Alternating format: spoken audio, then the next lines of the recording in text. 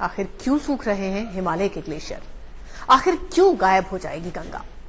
इन सब का खलनायक क्या ग्लोबल वार्मिंग है? दुनिया का बढ़ता तापमान हिमालय की सफेद चादर को धीरे धीरे समेट रहा है।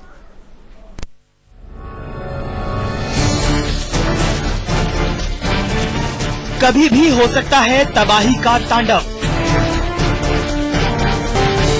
क्योंकि पिघल रहे हैं ग्लेशियर,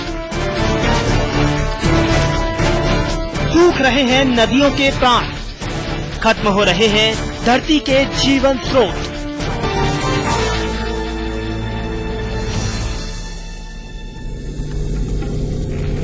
अगर आप ये सोचते हैं कि पिघलती बर्फ का रिश्ता सिर्फ पहाड़ों के बिगड़ते सौंदर्य से है, तो ये बड़ी भूल होगी।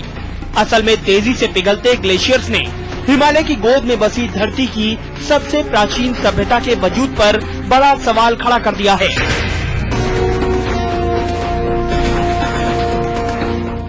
सवाल उठता है कि आखिर क्यों सिमटते जा रहे हैं हिमालय के ग्लेशियर्स? एक लाइन में जवाब आता है कि ग्लोबल वार्मिंग और प्रदूषण।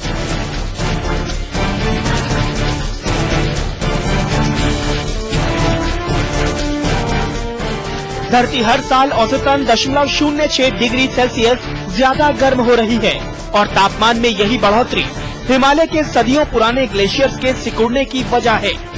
वातावरण में कार्बन डाइऑक्साइड और कार्बन मोनोऑक्साइड की बढ़ती मात्रा हर साल पारे को ऊपर कर रही है।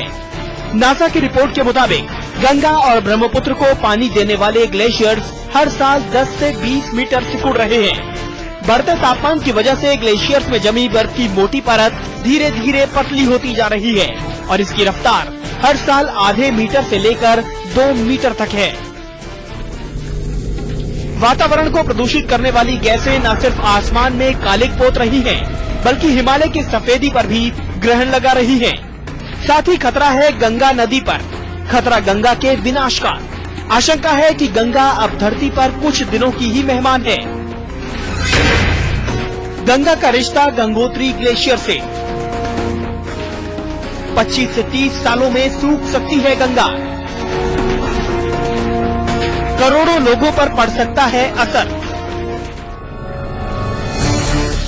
अगर खतरों पर गौर करें तो अगले 25 से 30 सालों में सूख सकती है गंगा।